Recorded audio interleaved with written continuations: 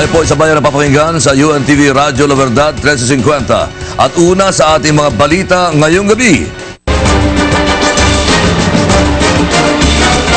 Tulong muna bago ang balita.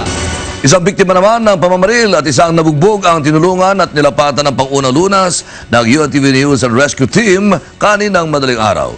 Ito ang balita ni Joshel Kandang Kulati. Pasado alauna kaninang madaling araw nang madaanan ng UNTV News and Rescue Team ang isang lalaking biktima ng pamamaril sa sitio Zapatera, Barangay Luz, Cebu City.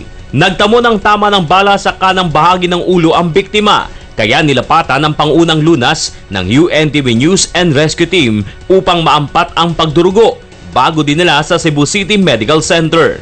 Ayon sa kapatid ng biktima na si Joy, nasa eskinita malapit sa kanilang bahay ang biktima kasama ang kaibigan nito nang mangyari ang pamamaril. Inimbitahan naman sa homicide section ang sinasabing kaibigan ng biktima upang makakuha ng karagdagang impormasyon.